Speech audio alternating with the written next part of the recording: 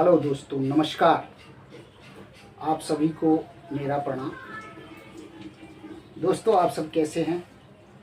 उम्मीद करता हूं कि आप सभी भोलेनाथ की कृपा से बहुत अच्छे होंगे। दोस्तों, मैं चाह रहा था कि ये वीडियो मैथिली में बनाऊं, लेकिन क्या है कि हमारे बिहार में कुछ प्रांत ऐसे हैं जहां मैथिली में समझ में नहीं आती। इसीलिए मैंने कहा कि हिंदी नहीं, आप लोगों से कुछ क्वेश्चन करना है मुझे, क्योंकि मैं भी उसी बिहार के एक छोटे से गांव का एक आम पब्लिक हूँ। हम जिस देश में रह रहे हैं वो एक लोकतांत्रिक देश है। भारत देश एक लोकतांत्रिक देश है और यहाँ हर किसी को बोलने का अधिकार है, क्वेश्चन करने का, सवाल पूछने का अधिकार है।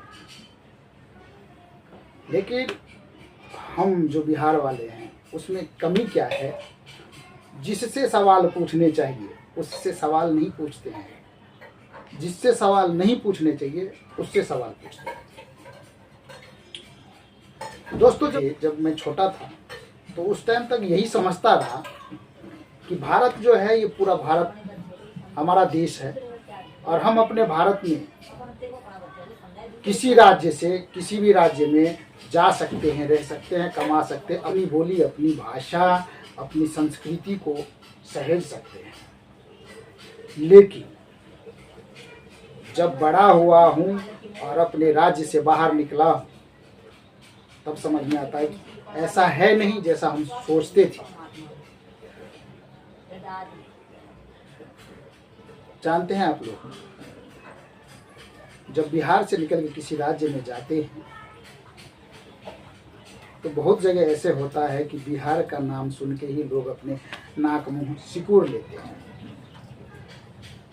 जैसे ऐसे नहीं लगता है कि ये भारत से ही आया है, ऐसे लगता है किसी दूसरे ग्रह से आया है।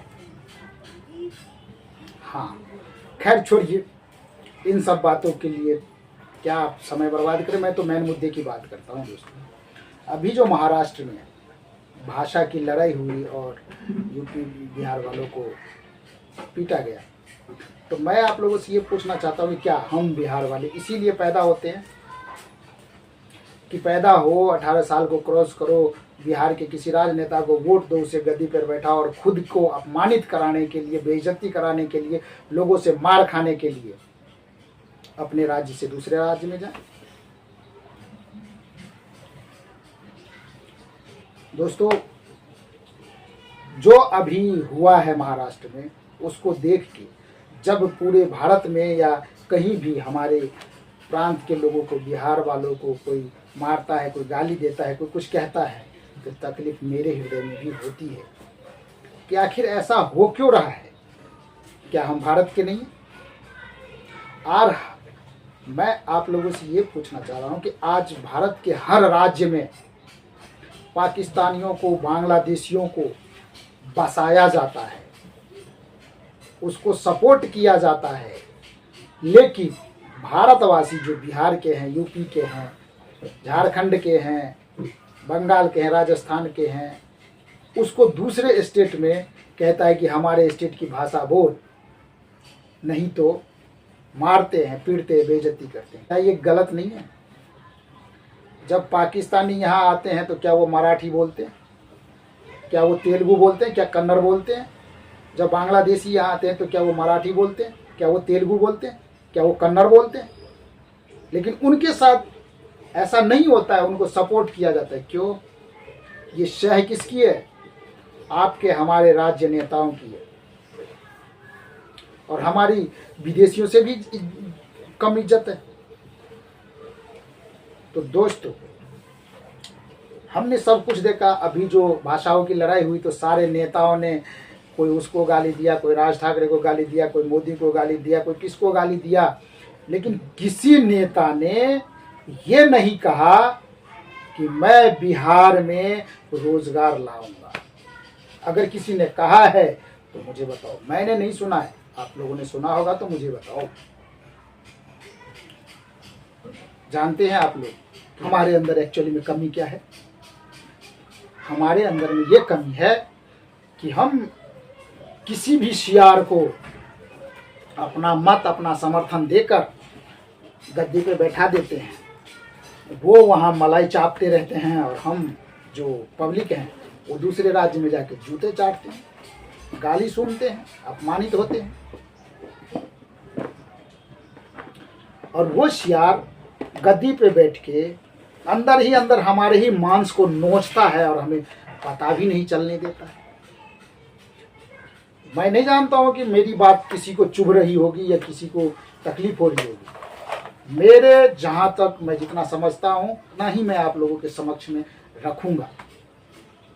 राज ठाकरे जी का मैंने बयान सुना तो राज ठाकरे जी ने कहा कि बिहार वालों, यूपी वालों, उत्तर भारतीयों, मैं तुमसे पूछता हूँ कि जो सवाल तुम हमसे करते हो तुम अपने राज्य मंत्री से क्यों नहीं करते? तुम वहाँ से निकल के दूसरे राज्य में काम करने के लिए जाते हो, अपने स्वाभिमान को ठेस पहुँचाते हो, अपमानित होते हो, बेइज्जत होते हो, मार खाते हो। तुम्हारा स्वाभिमान कहाँ है?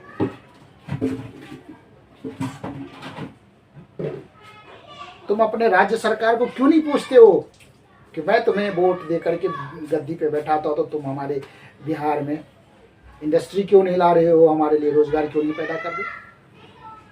मैं भी समाचार देख ही रहा हूँ और राज ठाकरे का बयान सुन ही रहा हूँ, आप भी सुन लो। हिंदी भाषा अच्छी है, बहुत सुंदर भाषा है, उसमें कोई संदेह नहीं है। लेकिन हिंदी ये राष्ट्रभाषा है, ये गलत है।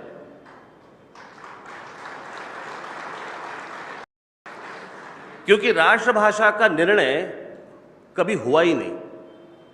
लेकिन आपके प्रदेश में आपके लोगों को कुछ मेरी बातें समझानी है, इसलिए मैं आज हिंदी में भाषण करूंगा। मुझे तो सिर्फ सवाल पूछने आप लोगों को, उत्तर प्रदेश के और बिहार के लोगों को मुझे सवाल पूछने हैं।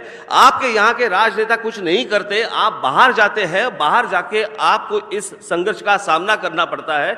आपको नहीं लगता कि आप हर जगह जाके अपमानित होते?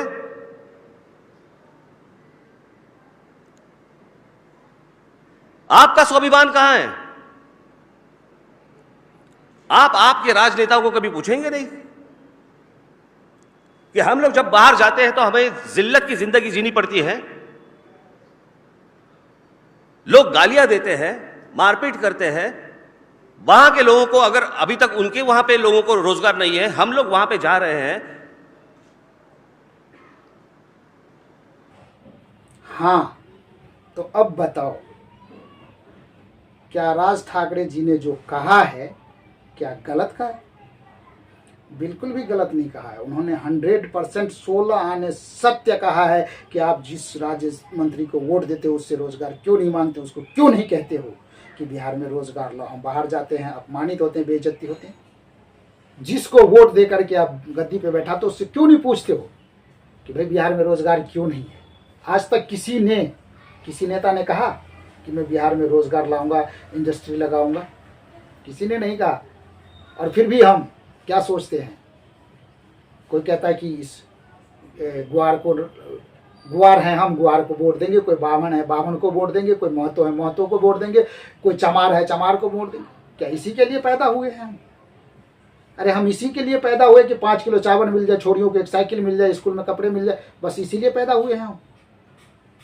क्या हमारे स्वाभिमान नहीं है? क्या हमारा कोई इज्जत नहीं है? हम इंसान नहीं है? क्या हम दिन भर काम करके शाम को अपने बीवी बच्चा से मिलने के लिए नहीं तरसते हैं? सालों हो जाता है बीवी बच्चा से मिले हुए। इसमें गलती किसकी? इसमें गलती हमारी है, आपकी है, हम जनता की है जो वोटिंग करने जाते हैं। हमने एक नेता को देखा जी, बड़ी सभाओं के बीच में कह रहा है शहाबुद्दीन भैया जिंदाबाद, शहाबुद्दीन भैया जिंदाबाद। क्या आप लोगों ने सोचा? और वहाँ हजारों पब्लिक चुपचाप सुन रही है। क्या उस पब्लिक को इतनी भी समझ में नहीं आ रही है कि जो नेता एक क्रिमिनल को, गुंडे का जयकारा लगा रहा है वो हमारी भलाई सोचेगा, वो हमारी रक्षा करेगा, हमारे धर्म की रक्षा करेगा, हमारे बिहार की जनताओं के लिए भलाई की सोचेगा? लेकिन वहाँ लाखों हजारों पब्लिक बैठ के उसके लिए तालियां बजा रहे हैं। वाह वाह रे बिहार के एजुकेटेड जनताओं, शर्म आती है मुझे आप सब पर। आप लोगों को पता है, मैंने गूगल पे सर्च किया था कि बिहार के कितने मुख्यमंत्री बने। आप लोगों को पता है 23 बार मुख्यमंत्रियों के नाम आए हैं और 6 बार राष्ट्रपति शासन लागू हुआ है। फिर मैंने सर्च किया कि यार गजब बने, एक से एक धुरंधर बने हैं बिहार के मुख्यमंत्री। मैंने सर्च किया कि ऐसा कौन सा मुख्यमंत्री बना बिहार में जिसके राज शासन काल में बिहार का उत्थान हुआ हो, बिहार ग्रोथ किया हो। पूरा गूगल पेज खाली आया, किसी का नाम ही नहीं आया, क्योंकि बिहार के लिए किसी ने काम किया ही नहीं, तो नाम कहाँ से आएगा। अब सोचो कि हमारे लिए कितने शर्म की बात है, हम कितने अंधे हैं। 1946 से लेकर के 2025 तक में एक भी ऐसा नेता नहीं बना है बिहार में जो बिहार के लिए इंडस्ट्री लाए और बिहार में रोजगार उत्पन्न करे। कुछ पहले वाले नेता तो इतने अच्छे थे और इतना भला सोचते थे बिहारियों का, जो चीनी मिल थी उसको भी बंद करवा दिए, जो पेपर मिल था वो भी बंद करवा दिया। जानते हैं क्यों? कि ये बिहार के लोग अगर तरक्की कर जाएंगे तो जूते खाने कौन जाएगा दूसरे राज्य में। भाई पुलिस काम करती नहीं है, कानून काम नहीं करते, चोर उठाई गिरोह का राज हो जाता है, वहां कोई डर के मारे इंडस्ट्री नहीं लगा पाती। इसीलिए जागो। मैं आप लोगों को कोई पार्टी रिकमेंड नहीं कर रहा हूं कि आप लोग उस पार्टी को वोट दीजिए, लेकिन हमारा अधिकार है कि हम उस राजनेता से पूछें हमारे लिए रोजगार कहाँ है। बिहार की जनता बाहर में गालियां सुनते अपमानित होते हैं और हमारे राजनेता हंसते रहते हैं कि साला ये देखो सबसे अच्छा मजदूर बिहार का ही है, सबसे अच्छा मजदूर बिहार का ही है। गाली सुन के फिर भी काम करते हैं, मार खा के फिर भी काम करते हैं। क्यों? इसमें गलती हमारी है, आपकी है। हमारे यहाँ का जो समझदार लोग हैं गांव घर में, जानते हैं कोई पार्टी जब इलेक्शन शुरू होता है तो उसको जाके 5,000 रुपया दे देते हैं, 500 रुपया दे देते हैं और कहते तो अपने गांव का वोट हमें दिला देना। और वो समझदार आदमी ऐसा ही करता है, 200 रुपये में खुद का वोट तो बेच ही देता है, पूरे गांव का वोट को बिकवा देता है। उसका नतीजा क्या मिलता है? ये मिलता है कि हमें महाराष्ट्र में मार के भगाया जाता है, हमें गुजरात से मार के भगाया जाता है, हमें हैदराबाद से मार के भगाया जाता है, हमें आसाम से मार के भगाया जाता है। कितने दिन चलता है ये खबर? 2 दिन 4 दिन टीवी पे खबर आना बंद, पेपर में खबर आना बंद, सब बिहार वाले फिर भूल जाते हैं, फिर उसी में लग जाते हैं। कोई कहता है हम नीतीश को जिताएंगे, कोई कहता है हम तेजस्वी को जिताएंगे, कोई कहता है पता नहीं साधु यादव को जिताएंगे। मैं किसी पार्टी का रिकमेंड नहीं कर रहा हूं कि आप उसको जीतो। मैं ये कहना चाह रहा हूं कि मेरे एक वोट का असंख्य कीमत है। हम अपने वोट को एकता के साथ, जागरूकता के साथ किसी ऐसे पर्सन को जिताएं जो हमारे बिहार के लिए काम करे, हमारे बिहार के जनता के लिए काम करे। ऐसे को नहीं जिताएं जो मोहल्ला देख के धर्म बदलता है और वोटर देख के जात। जिस नेताओं का खुद का धर्म नहीं है, खुद की जात नहीं है, वो हमारे धर्म की रक्षा करेगा, हमारे लिए रोजगार लाएगा, हमारे बिहार वालों की रक्षा करेगा। आप लोगों को पता है 13.07 करोड़ 13.07 करोड़ बिहार की जनसंख्या है, बिहार की जनसंख्या। और अभी तो लेटेस्ट खबर सुना हूं कि कई ऐसे जिला डिस्ट्रिक्ट है जहां पर आदमी 1 है और आधार कार्ड 100 है। ये कैसे हुआ भाई? जिस नेता को आप जिताने की बात कर रहे हो, जिसके लिए आप लोग ढिंढोरा गांव में पीट रहे हो, उसके निर्वाचन क्षेत्र में 24 लोग पे 123 आधार कार्ड है। किसके लिए? आज बिहार में भी बांग्लादेशियों का भरमार पड़ा है, करोड़ 5 करोड़ तो वही होगा। किसकी सह पे बिहार में बसा, साला बिहार वाले तो खुद मांग के खाते हैं, दूसरे राज्य में जाके कमा के खाते हैं। बिहार में इनकी जनसंख्या इतना कैसे बढ़ गई, किसकी सपोर्ट से? इसके जिम्मेदारी कोई लिया है? उसके भी जिम्मेवार आप खुद हो। इसीलिए ऐसे नेता को चुनो, अपने वोट का वहां प्रयोग करो जो हमारे स्वाभिमान की रक्षा कर सके, हमारे बिहार की रक्षा कर सके, हमारे बिहार वालों की रक्षा कर सके। कि हम अपने वोट का उपयोग वहाँ करते हैं कि वोट दे करके वो मलाई चाटता है और हम चप्पल जूते खाने बाहर जाते हैं। मैं ज़्यादा क्या बोलूँगा दोस्तों, आप सभी भी समझदार हो कि बिहार से बाहर जाने की जरूरत किसको पड़ती है बताइए? उसको पड़ती है जो बिहार में बैठ के अपना पेट नहीं भर सकता, अपनी रोजी रोटी नहीं चला सकता, अपने बच्चों को पढ़ा नहीं सकता।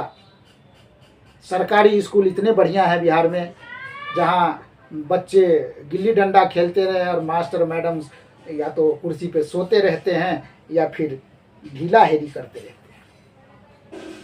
हर कोई चाहता है कि मेरा बच्चा अच्छा करे, अच्छा पढ़े, अच्छा एजुकेशन पाए, इसलिए बिहार से निकल के दूसरे राज्य में जाना पड़ता है और जाना जरूरी है, नहीं तो भूखा मरेगा वहाँ। जिसको मजदूरी है वहाँ पे, जिसको काम लगा है बिहार में, वो बिहार में ही काम कर रहा है। अब जिसको काम मिल ही नहीं रहा है वो कहाँ जाए? वो तो जाना ही पड़ेगा ना बाहर। तो बिहार से अपने राज्य को छोड़कर, अपने परिवार को छोड़कर, अपने टोला मोहल्ला को छोड़कर दूसरे राज्य में जाता कौन है? या तो मिडिल क्लास वाले जाते हैं जो कुछ ऊंचा करना चाहते हैं, या फिर गरीब वर्ग, मजदूर वर्ग, वही जाते हैं भाई जो बिहार में जिसका पेट नहीं भरता है। मैं तो ये कहना चाहूँगा कि हे बिहार के बिहार वासियों, आप पैसे वाले हो, समझदार हो, पढ़े लिखे हो, नेट देखते हो, इंटरनेट देखते हो, आप तो सारी सुविधा है, सब जानते हो कि कौन नेता बढ़िया है, कौन देश के लिए काम कर रहा है, कौन मेरे बिहार के लिए काम कर सकता है, उसको वोट दिलवाओ। 2000 5000 में अपने ईमान को आप बेच देते हो और साथ में पूरे गांव वाले का और बिकवा देते हो। तो तकलीफ आपको थोड़ी होती है, तकलीफ तो उनको होते हैं जो वहां से निकल के बाहर जाते हैं। आज पहले तो ये भी था कि लोग कम निकलते थे बिहार से और बिहार में रह के खेत में मजदूरी करके बोइन बट्टा करके खाते थे। वो सोचते थे कोई भी नेता बनो, हमें तो बोइने करना है, हमें तो मजदूरी ही करनी है। उन महिलाओं से मैं कहना चाहूँगा कि आप तो वहाँ 3 किलो कमा के खा लेती हो, ये सोचती हो कि मेरा पति बाहर से कमा के नोट भेज ही रहा है। कभी आपने ये सोचा कि अगर दिन भर मेरा पति काम करे और शाम को मेरे पास आके खाना खाए तो कितना अच्छा रहेगा? हम लोगों के बहकावे में नहीं आएंगे, हम उसको वोट देंगे जो हमारे बिहार के लिए काम करेगा। लेकिन जो बोल दिया फल्ला बुआ कल को ओकरा दिल, हम तो ओकरा दो देंगे। अरे उसका क्या मतलब है? फल्ला बुआ क्या करेगा? वो तो वहाँ कमा रहा है, खा रहा है, उसको तो पार्टी का नेता ने पैसे दिया है, वो आपसे वोट दिलवा रहा है। देखो, जानो, समझो कि मेरे देश के लिए, मेरे धर्म के लिए, मेरे राज्य के लिए काम कौन कर रहा है, उसको वोट दो। पति जो बाहर में कमा रहा है वो किस तरह से कमाता है, लोगों की गाली सुनता है, बेइज्जत होता है, फिर आपके पास पैसे भेजता है। तो आप लोगों का भी अधिकार है, आप लोगों को भी समझना चाहिए। बस यही कहने के लिए तो बहुत कुछ है सर, और बहुत सारे नेताओं के बारे में जानता हूँ कि कौन अच्छा है कौन बुरा है, लेकिन मैं नेताओं का नाम लेके अपने आप को जोखिम में थोड़ी डालूंगा, इसीलिए मैं नेताओं का नाम नहीं बोलूँगा। आप लोग भी समझते हो कि कौन अच्छा है कौन बुरा है, खुला खुला है। आजकल तो वो ज़माना गए जब किसी को कोई खबर ही नहीं लगती थी, किसी को कुछ पता नहीं चलता था। आज तो हर आदमी जानता है कि भारत में हो क्या रहा है, विश्व में हो क्या रहा है। इंटरनेट की सुविधा है, फिर भी अगर हम ऐसी गलती करते हैं तो हम तो बस वही लात जूता खाने के लायक ही हैं। अगर हमारी बात किसी को भी बुरी लगी हो तो मैं ऐसा गलत तो कुछ कहा नहीं, लेकिन अच्छी अगर लगी हो तो मेरे भाइयों प्लीज़ वोट बेचना, अपना ईमान बेचना बंद करो, क्योंकि आपके 5,000 50,000 के चक्कर में हम गरीब जूते खाते हैं, बाहर में गालियां सुनते हैं। धन्यवाद। अगर हमारी बात अच्छी लगी हो तो लोगों को जागरूक करो, बिहार की जनता को जगाओ कि जागो, और आंख बंद करके मत करो वोटिंग, आंख खोल के करो। हाँ,